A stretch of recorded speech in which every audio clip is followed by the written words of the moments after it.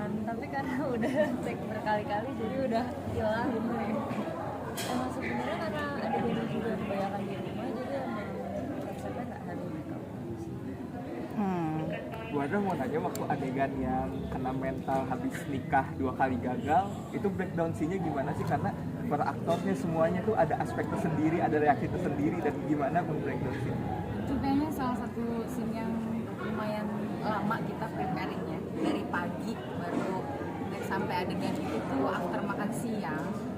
Terus yang latihan beberapa kali gitu. Terus udah latihan pun ternyata kita masih butuh untuk menggabungkan semua emosi itu semuanya, sampai pas ketika take satu kru semuanya ikutan deg-degan dan nangis juga. Artinya di film ini memiliki kesulitan masing-masing. Mungkin bisa diceritakan kesulitannya seperti apa? Banyak sih, beda-beda setiap karakter ya. Kalau paling sulit bisa dilihat ya mungkin antara Sophie atau Kadini atau apapun, karena karakter yang dia bawa tuh lumayan kompleks dan lumayan rumit, banyak emosi yang diberikan juga, dan mungkin karena kemiripan setiap adegannya lumayan mirip, jadi harus dia mencarikan cara delivery yang berbeda-beda. Dan kesulitan aku adalah mengikuti jalannya si Sophie, karena memang kebanyakan cerita tentang Sophie, jadi aku mencari tahu apa yang aku bisa tambahkan untuk adegannya, apa yang aku bisa tambahkan untuk cerita ini, atau apa yang aku bisa tambahkan untuk karakter Sophie. Dan kita sini semua ya emang ada cerita masing-masing, tapi tujuan kita semua adalah mendorong ceritanya Sophie.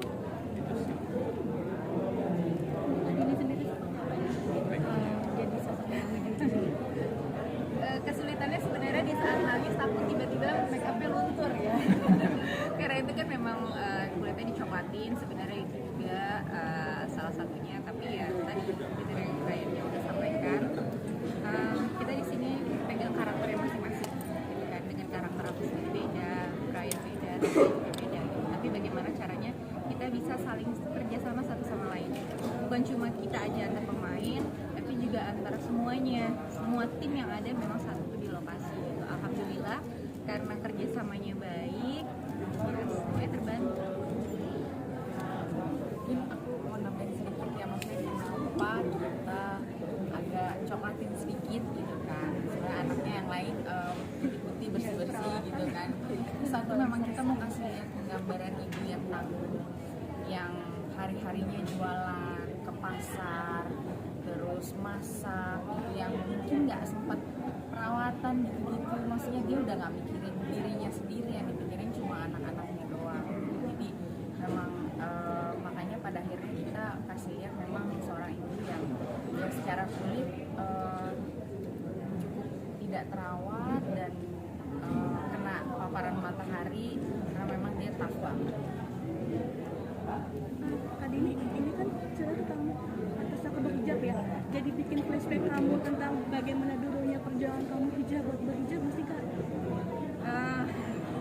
Ya mungkin bukan aku aja ya, di sini kan juga ada Zira, ada Bahadra juga gitu. Setiap kita punya ceritanya masing-masing di saat kita memutuskan untuk berhijab gitu kan. Dan tadi Adeni di dalam juga menyampaikan, dan sebelumnya ya waktu preskon Adeni juga menyampaikan kalau berhijab itu buat seorang muslimah adalah satu kewajiban gitu kan.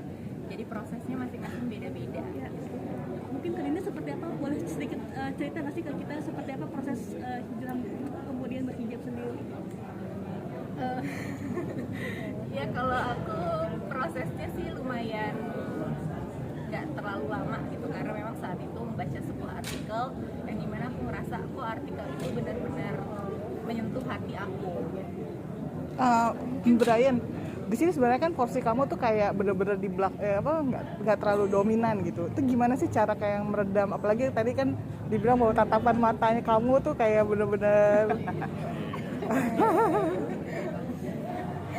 Maksudnya biasanya kamu juga berperan utama, harus di depan. Ini kan bener-bener kayak jadi backup banget sih sebenarnya kalau saya lihat. Karena kayak kamu tuh nggak ada kayak lagi nggak ada konflik beratnya tuh nggak dikasih lihat banget gitu. Fokusnya bener-bener ke Nadia gitu. Dan pertanyaannya adalah, Oh ya, bagaimana kamu bisa meredam itu sebagai, karena kan kamu juga di sini sebagai peran utama kan gitu. Gimana supaya kamu bisa mengimbangi juga gitu aktingnya? Oh, sebenarnya sih porsinya kan tergantung sama ceritanya. Emang setiap kebanyakan skrip atau cerita tuh mengikuti salah satu karakter atau lebih dari beberapa karakter. Tapi emang dari awal pas baca skrip adalah cerita Sophie. Mau itu aku, Guntur, Zira, Bahat, Kak Dini juga pun semua orang tuh di sini emang mendukung cerita Sophie. Dan ya cara menyimbangi, cara dapat sweet spotnya adalah baik diskusi sama Hadra, baik diskusi sama Sophie sendiri, baik diskusi sama Bang Komar, coach kita. Di awal-awal kita persiapan tuh paling susah adalah cari karakter Sophie. Karena kalau karakter Sophie gak ketemu, yang lain tuh agak bingung untuk dicari. Jadi aku inget banget pas kita reading itu bener-bener kayak ini Sophie gimana, hubungan dia sama mamanya gimana, pandangan dia tentang ini gimana. Jadi emang yang membentuk setiap karakter bukan orangnya sendiri, tapi emang gabungan antara semua orang.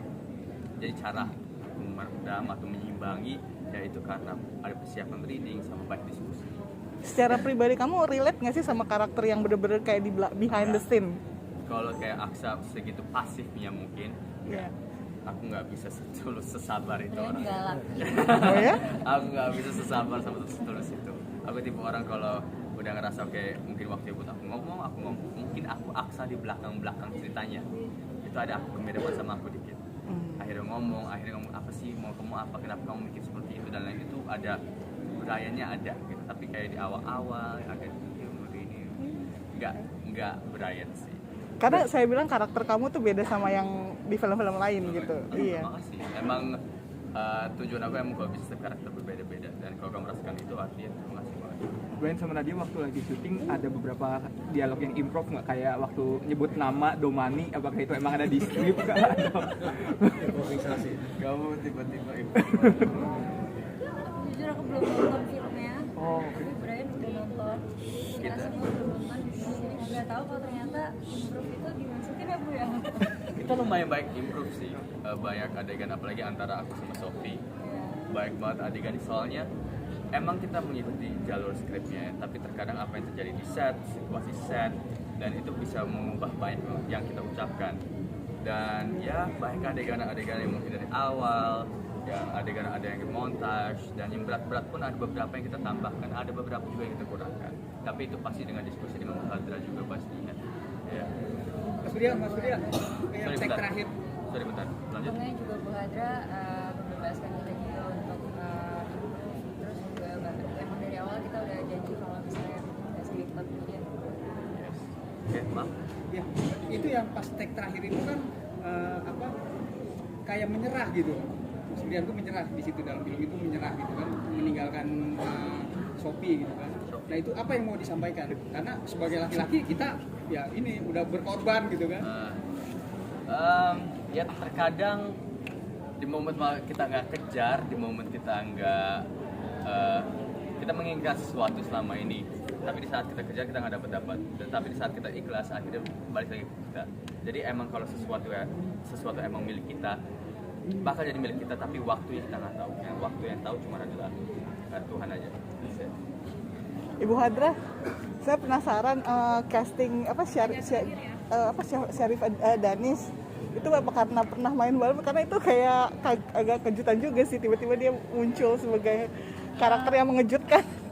Iya, satu memang kita pengennya mengejutkan gitu, dan kita rasa Syarif Danis selalu, maksudnya sebelumnya memang udah pernah kerja bareng, dan dia memang di set gitu, selalu ngasih hal-hal yang mengejutkan gitu, makanya terus pas schedule-nya masuk kita pilih Syarif Danis. Terakhir boleh buat Kak Dini sama Kak Nazira, gimana cara tetap istiqomah berhijab, pastikan godaan selalu datang gitu kan buat perempuan, apalagi yang fashionnya segala macamnya gitu. Boleh Kak Nazira? Promo aja jangan Jangan lupa saksikan film yang berjudul Pantaskah Aku Bekerja, yang bakal tayang di tanggal berapa Nadia? 21 November 2024 Di bioskop. Terima kasih.